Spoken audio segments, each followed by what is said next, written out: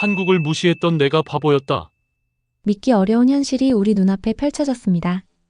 평생 한국을 무시해왔던 유럽의 자존심 강한 엘리트들이 한국 방문 후 완전히 다른 사람이 되어 돌아갔는데요. 그들이 자국에서 공개적으로 인정했다고 합니다. 과연 한국이 그들에게 어떤 충격을 안겨줬기에 이런 일이 벌어진 걸까요? 이야기 시작합니다. 11월은 늘 그렇듯 차갑고 우울했어요. 하지만 마르쿠스에게는 전혀 상관없는 일이었죠. 르노 디자인 센터 최고층에 자리한 그의 사무실에서 바라보는 에펠탑이 오늘따라 더욱 당당해 보였거든요. 역시 파리야. 세상에서 가장 아름다운 도시지. 마르쿠스는 커피잔을 들고 창가에 서서 혼잣말을 중얼거렸어요.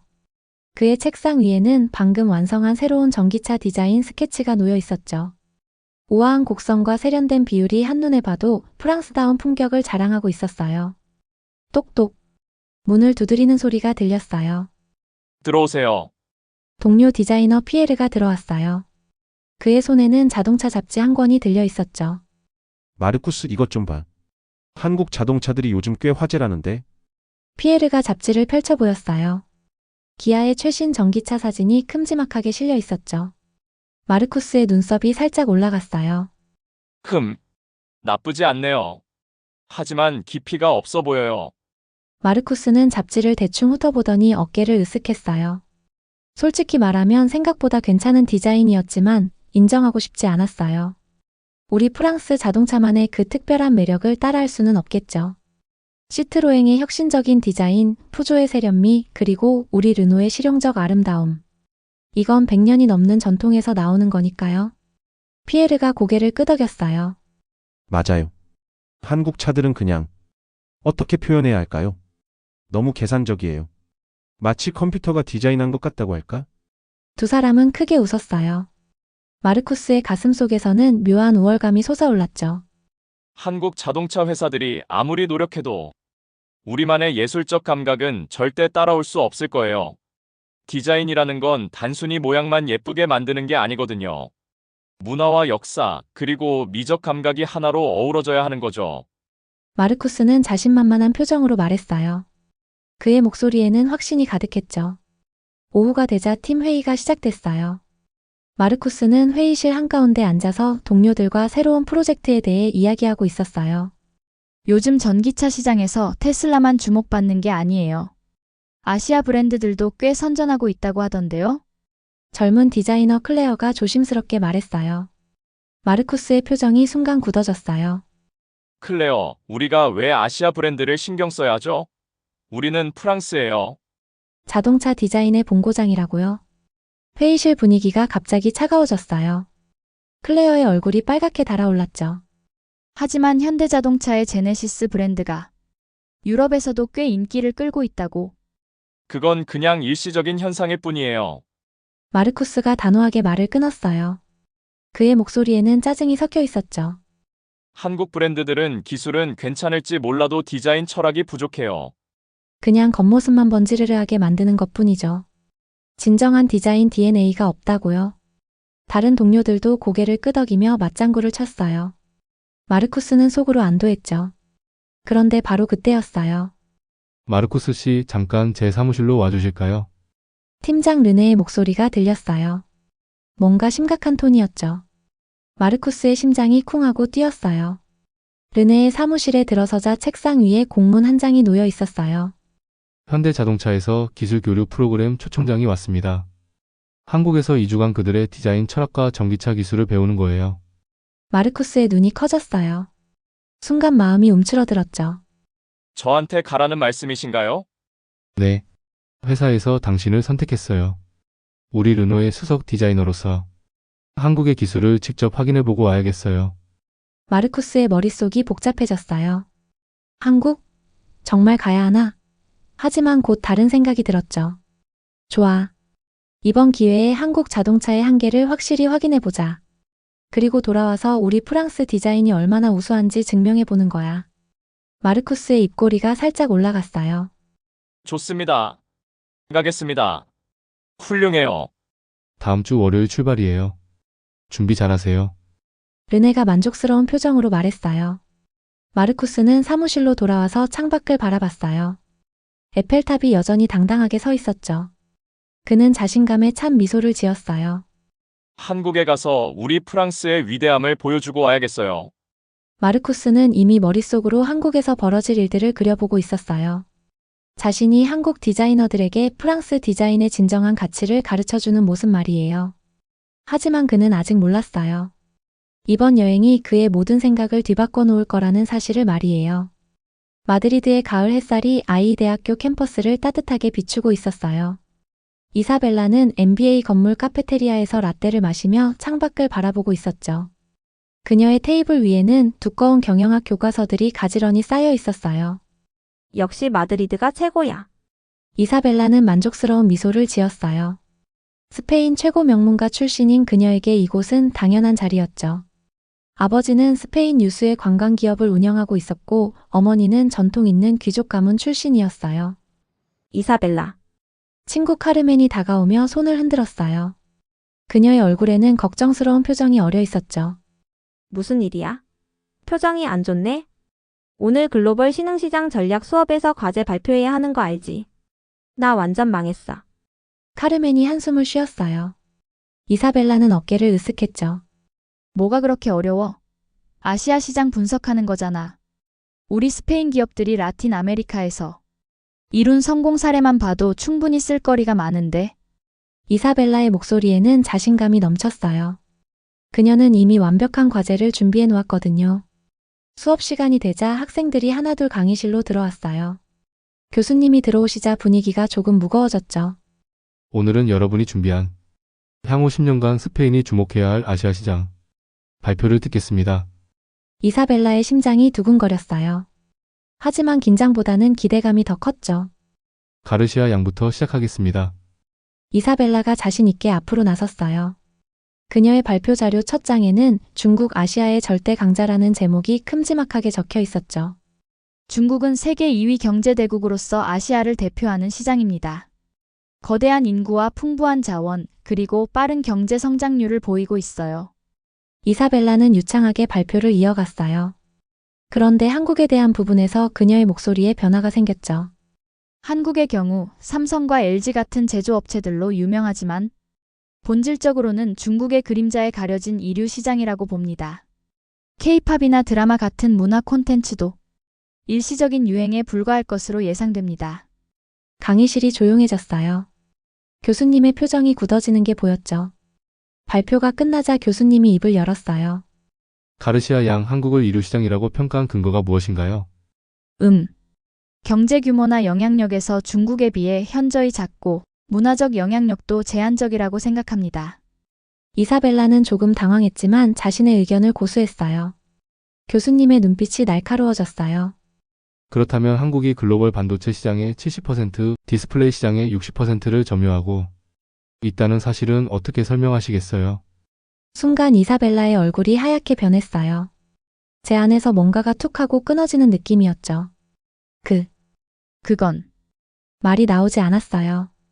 교실 안에 다른 학생들이 모두 그녀를 바라보고 있었죠. 이사벨라의 손바닥에 식은땀이 맺혔어요. 수업 후에 제 연구실로 와주세요. 교수님의 차가운 목소리가 강의실에 울려 퍼졌어요. 수업이 끝나고 이사벨라는 무거운 발걸음으로 교수님 연구실을 찾았어요. 문을 두드리자 들어오라는 소리가 들렸죠. 앉으세요. 교수님의 목소리는 여전히 차가웠어요. 이사벨라는 조심스럽게 의자에 앉았죠. 가르시아 양 솔직히 실망스럽습니다. 이런 수준의 분석으로는 시학점도 주기 어렵겠어요. 이사벨라의 심장이 쿵하고 내려앉았어요. 시학점이라니.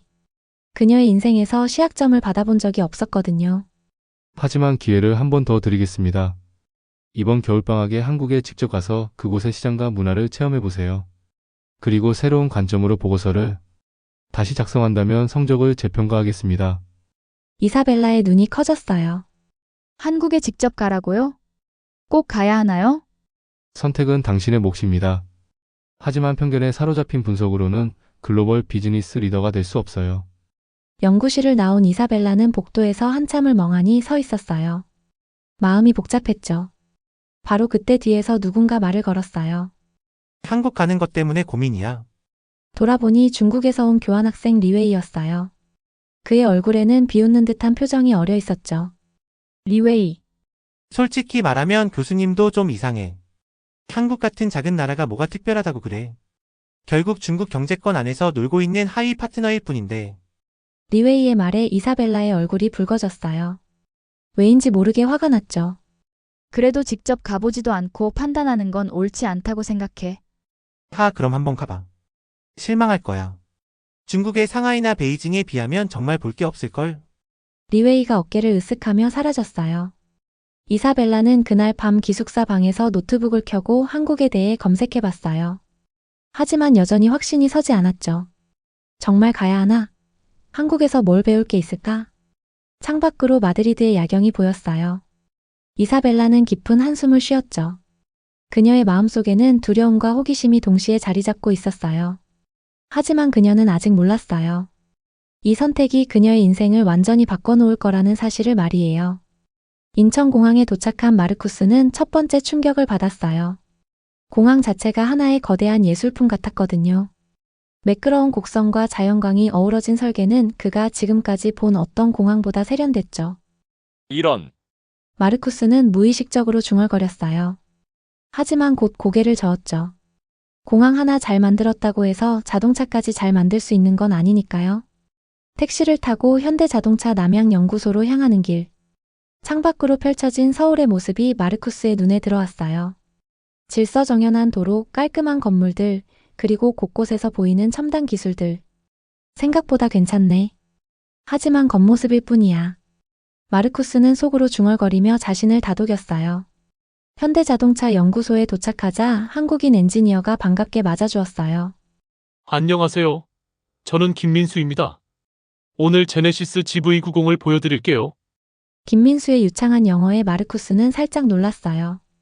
하지만 더 큰 충격은 뒤에 기다리고 있었죠. 전시장에 들어선 순간 마르쿠스의 발걸음이 멈췄어요. 제네시스 GV92 조명을 받으며 서 있었는데 그 모습이 아름다웠어요. 이건 마르쿠스의 입이 저절로 벌어졌어요. 차의 라인은 우아하면서도 강렬했고 비율은 완벽했어요. 프랑스 자동차의 세련미와는 다른 새로운 종류의 아름다움이었죠. 우리는 한국적 미니멀리즘을 추구합니다. 복잡한 장식보다는 본질적인 아름다움에 집중하죠. 김민수가 설명했어요. 마르쿠스의 가슴이 두근거렸어요. 제 안에서 뭔가가 흔들리고 있었거든요. 내부를 보시겠어요? 차 문이 열리자 마르쿠스는 또 한 번 충격을 받았어요. 대시보드가 마치 하나의 예술 작품 같았거든요. 커다란 곡면 디스플레이가 자연스럽게 실내와 어우러져 있었죠. 이 모든 인터페이스가 터치와 음성으로 제어됩니다. 운전자의 시선을 최소화하면서도 모든 기능에 쉽게 접근할 수 있어요. 마르쿠스가 실제로 만져보자 화면이 부드럽게 반응했어요. 마치 스마트폰처럼 직관적이었죠. 프랑스에서는 아직 이런 마르쿠스가 말을 중단했어요. 인정하고 싶지 않았거든요. 같은 시간 인천공항에 막 도착한 이사벨라는 다른 종류의 충격을 받고 있었어요. 공항에서 시내로 가는 지하철이 이렇게 빠르고 편리할 줄 몰랐거든요. 세상에. 이사벨라는 지하철 안에서 주변을 둘러봤어요. 모든 사람이 스마트폰으로 뭔가를 하고 있었고 전광판에는 여러 언어로 정보가 표시되고 있었죠. 홍대역에 내린 이사벨라는 더욱 놀랐어요. 밤 10시가 넘었는데도 거리가 환하고 사람들로 북적였거든요. 마드리드에서는 이 시간에 혼자 돌아다니기 무서운데 이사벨라는 조심스럽게 거리를 걸어봤어요. 놀랍게도 전혀 위험하다는 느낌이 들지 않았죠. 오히려 활기차고 즐거운 분위기였어요. 카페에 들어가서 주문을 하려는데 현금을 받지 않는다고 했어요. 카드나 휴대폰으로 결제해 주세요. 점원이 친절하게 설명해줬어요. 이사벨라는 신용카드를 내밀었는데 그냥 카드를 기계에 대기만 하면 결제가 됐어요. 이렇게 간편할 수가. 이사벨라는 감탄했어요. 스페인에서는 아직 이런 시스템이 일반적이지 않았거든요. 카페에 앉아서 주변을 관찰하던 이사벨라는 한 가지 더 발견했어요. 젊은 사람들이 노트북을 들고 와서 뭔가 열심히 작업하고 있었죠. 뭘 하는 걸까? 호기심이 생긴 이사벨라는 옆 테이블의 젊은 여성에게 말을 걸어봤어요. 실례지만 뭘 하고 계신가요? 저는 스타트업에서 일해요. 글로벌 앱을 개발하고 있어요. 여성이 밝게 대답했어요. 이사벨라의 눈이 커졌어요. 스타트업이요? 여기서? 네, 이 홍대 주변에는 스타트업이 정말 많아요. 24시간 언제든 일할 수 있어서 좋거든요. 이사벨라는 충격을 받았어요. 스페인에서는 밤 10시에 카페에서 일하는 사람을 보기 어려웠거든요. 다음날 아침 마르쿠스는 기아의 연구소를 방문했어요. 거기서 EV6를 직접 타볼 기회가 생겼죠. 시동을 걸어보세요. 엔지니어가 말했어요. 마르쿠스가 버튼을 누르자 차가 조용히 깨어났어요. 전기차 특유의 고요함이었죠. 이제 주행해 보겠습니다. 마르쿠스가 가속 페달을 밟는 순간 몸이 뒤로 밀렸어요. 엄청난 가속력이었거든요. 세상에.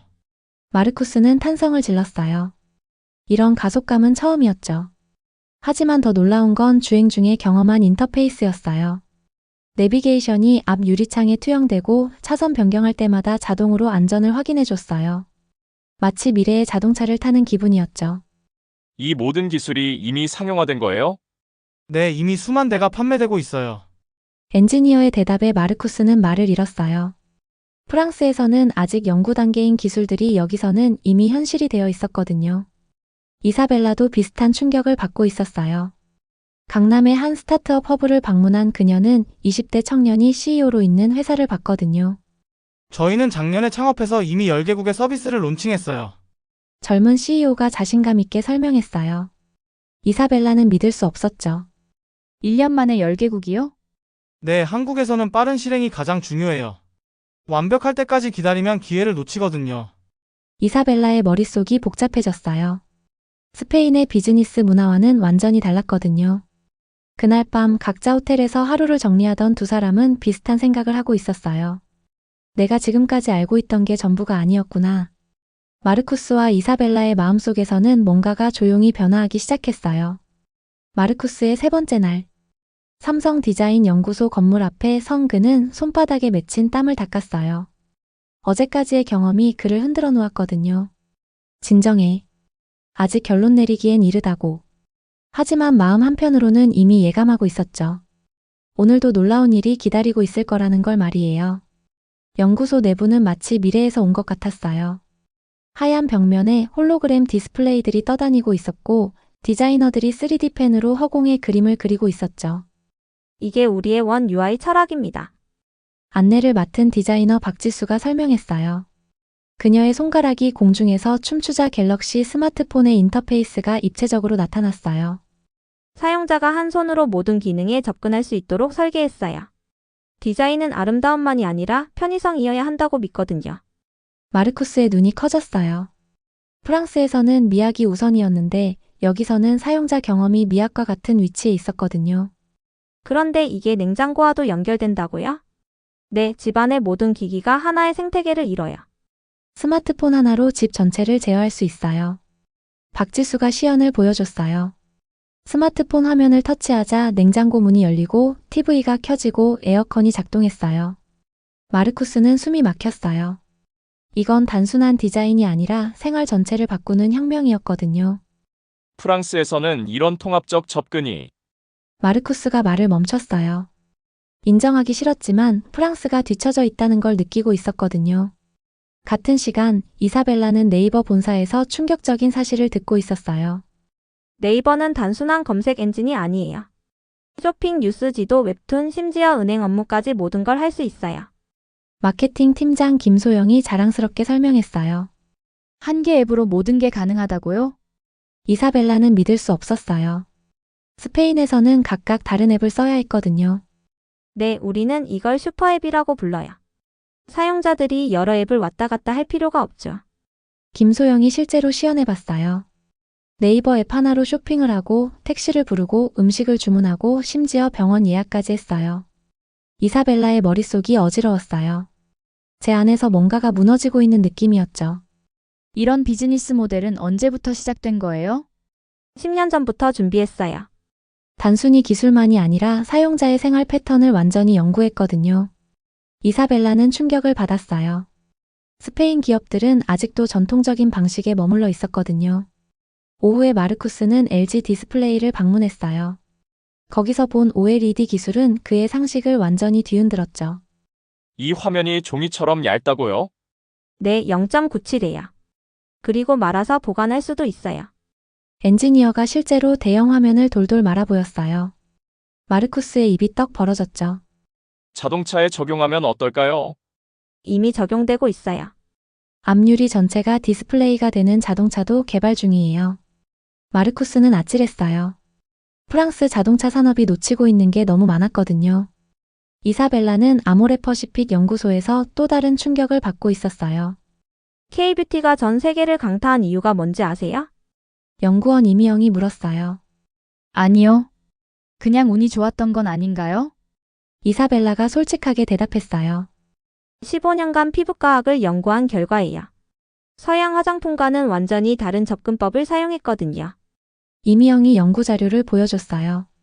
수천 명의 아시아 여성 피부를 분석한 데이터, 천연 성분 연구 결과들이 빼곡히 적혀 있었죠. 이 모든 연구를 15년 동안 해온 거예요? 네, 그래서 유럽과 미국에서도 인정받는 거예요. 단순한 유행이 아니라 과학적 근거가 있거든요. 이사벨라는 충격을 받았어요. K뷰티를 그냥 일시적인 유행으로 생각했었거든요. 저녁이 되자 두 사람은 우연히 같은 카페에서 만났어요. 서로 외국인이라는 게 금세 알아보였죠. 혹시 프랑스에서 오셨나요? 이사벨라가 먼저 말을 걸었어요. 네, 맞아요. 스페인에서 오신 것 같은데? 마르쿠스도 반갑게 대답했어요. 두 사람은 자연스럽게 이야기를 나누기 시작했어요. 서로의 경험을 공유하다 보니 비슷한 충격을 받았다는 걸 알게 됐죠. 솔직히 말하면 제가 지금까지 가진 생각들이 많이 흔들리고 있어요. 마르쿠스가 조심스럽게 말했어요. 저도 그래요. 한국을 완전히 잘못 봤던 것 같아요. 이사벨라의 목소리에는 부끄러움이 묻어 있었어요. 그날 밤 각자 호텔로 돌아간 두 사람은 깊은 생각에 잠겼어요. 지금까지의 모든 경험이 그들의 마음속에서 정리되고 있었거든요. 마르쿠스는 창밖의 서울 야경을 바라보며 중얼거렸어요. 내가 너무 오만했구나. 이사벨라도 비슷한 마음이었어요. 노트북을 켜고 교수님께 보낼 이메일을 작성하기 시작했죠. 한국에 대한 제 판단이 완전히 틀렸습니다. 두 사람의 마음속에서는 조용한 혁명이 일어나고 있었어요. 한국에서의 마지막 날. 마르쿠스는 호텔 방에서 노트북을 켜고 르네 팀장에게 보낼 보고서를 작성하고 있었어요. 하지만 키보드 앞에서 손가락이 멈춰 있었죠. 어떻게 설명해야 할까요? 지난 일주일간 겪은 모든 것들을 어떻게 표현해야 할까요? 프랑스 자동차 산업이 위기에 처해 있다고 써야 하나? 마르쿠스는 깊은 한숨을 쉬었어요. 한국에 오기 전에 자신이 얼마나 오만했는지 깨달았거든요. 드디어 키보드를 두드리기 시작했어요. 한국의 자동차 기술과 디자인 철학은 우리가 생각했던 것보다 훨씬 앞서 있습니다. 특히 사용자 경험과 디지털 기술의 융합에서는 우리가 배워야 할 점이 많습니다. 문장을 쓰면서도 마르쿠스의 가슴이 뛰었어요. 이런 내용을 보고하게 될 줄 꿈에도 몰랐거든요. 하지만 이것이 우리의 약점을 의미하는 건 아닙니다. 오히려 프랑스의 미학적 감성과 한국의 기술적 혁신이 만나면 완전히 새로운 차원의 자동차를 만들 수 있을 것 같습니다. 마르쿠스는 미소를 지었어요. 처음으로 진정한 협력의 가능성을 보았거든요. 같은 시간 이사벨라는 마드리드의 교수님과 화상통화를 하고 있었어요. 정말 놀라운 변화네요, 가르시아 양. 한 주 만에 이렇게 달라질 수 있다니. 교수님의 목소리에 만족감이 묻어 있었어요. 부끄럽습니다, 교수님. 너무 편견에 사로잡혀 있었어요. 이사벨라의 목소리는 진심으로 반성하는 톤이었어요. 한국은 단순한 제조업 국가가 아니라 문화와 기술을 융합한 새로운 비즈니스 모델을 창조하는 나라였어요. 특히 디지털 혁신 분야에서는 스페인이 배워야 할 점이 정말 많습니다. 이사벨라는 열정적으로 설명했어요. 그녀의 눈에는 새로운 꿈이 반짝이고 있었죠. 마지막 날 저녁 두 사람은 다시 만나기로 했어요. 명동의 한 카페에서 마주 앉은 그들의 얼굴에는 일주일 전과는 완전히 다른 표정이 어려 있었어요. 정말 많은 걸 배웠어요. 마르쿠스가 먼저 입을 열었어요. 저도요.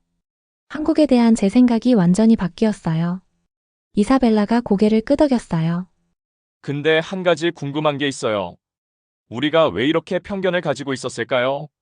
마르쿠스의 질문에 이사벨라는 잠시 생각했어요. 아마 우리가 너무 과거의 성공에만 매달려 있었던 것 같아요. 프랑스의 자동차 역사, 스페인의 전통적 강점만 생각하고 변화하는 세상을 보지 못했던 거죠. 이사벨라의 말에 마르쿠스는 깊이 공감했어요. 맞아요. 저도 프랑스 디자인의 우수성만 믿고 다른 나라의 혁신은 무시했어요. 정말 어리석었죠. 두 사람은 잠시 조용해졌어요. 각자의 마음속에서 무언가가 정리되고 있었거든요. 그런데 이제 어떻게 해야 할까요? 이사벨라가 조심스럽게 물었어요. 저는 프랑스로 돌아가서 동료들에게 한국에서 배운 걸 전파하려고 해요. 그리고 가능하다면 한국 기업들과의 협력 프로젝트를 제안해 볼 생각이에요. 마르쿠스의 목소리에는 확신이 담겨 있었어요. 저도 스페인에서 한국학 동아리를 만들려고 해요. 그리고 제 최종 보고서를 통해 한국의 진짜 모습을 알리고 싶어요. 이사벨라의 눈에는 새로운 열정이 타오르고 있었어요. 공항에서 작별하는 순간 두 사람은 서로의 연락처를 교환했어요. 1년 후에 다시 서울에서 만나요. 마르쿠스가 제안했어요. 좋아요. 그때까지 각자 열심히 해봐요. 이사벨라가 밝게 웃었어요. 파리로 돌아간 마르쿠스는 즉시 팀 회의를 소집했어요. 동료들 앞에서 그는 자신이 경험한 모든 것을 생생하게 전달했어요. 한국의 디자인 철학을 우리 프로젝트에 적용해보면 어떨까요? 미학과 기능성을 동시에 추구하는 거죠. 처음에는 의아해하던 동료들도 점차 마르쿠스의 제안에 관심을 보였어요. 마드리드로 돌아간 이사벨라는 교수님께 100페이지가 넘는 보고서를 제출했어요. 제목은 한국 문화와 기술이 만나는 새로운 글로벌 리더십 모델이었죠. 이건 정말 훌륭한 분석이에요. A+를 줄 수밖에 없네요. 교수님이 감탄하며 말했어요. 그리고 리웨이와 다시 마주쳤을 때 이사벨라는 당당하게 말했어요. 한국은 중국의 하위 파트너가 아니에요.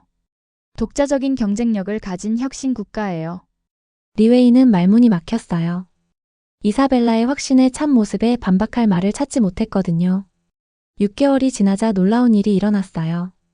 마르쿠스가 제안한 한국-프랑스 협력 프로젝트가 실제로 승인된 거예요. 한국적 미니멀리즘과 프랑스 감성이 만나는 새로운 전기차를 만들어 보겠습니다. 마르쿠스는 자신감 넘치는 목소리로 프레젠테이션을 했어요. 이사벨라도 스페인에서 한국학 동아리를 성공적으로 만들었어요. 50명이 넘는 학생들이 참여했고 한국 문화와 비즈니스를 공부하기 시작했죠. 정확히 1년 후 두 사람은 약속대로 서울에서 다시 만났어요. 인천공항에서 만난 그들의 얼굴에는 성취감과 기쁨이 가득했어요. 정말 많은 변화가 있었네요. 마르쿠스가 감회에 젖은 목소리로 말했어요. 네, 1년 전에 우리와는 완전히 다른 사람이 된 것 같아요. 이사벨라도 미소를 지었어요. 한강공원에서 저녁 산책을 하며 두 사람은 지난 1년을 돌아봤어요. 한국에서 배운 가장 중요한 건 뭐였을까요? 이사벨라가 물었어요. 겸손함이요. 그리고 열린 마음. 내가 모르는 게 얼마나 많은지 깨달았어요. 마르쿠스의 대답에 이사벨라는 깊이 공감했어요. 저는 진정한 글로벌 마인드가 뭔지 배웠어요. 다른 문화를 이해하고 존중하는 것의 중요성을요. 두 사람은 한강을 바라보며 조용히 미소를 지었어요. 그들의 마음속에는 더 큰 꿈이 자라고 있었거든요. 한국이라는 나라가 그들에게 준 선물은 단순한 지식이 아니었어요.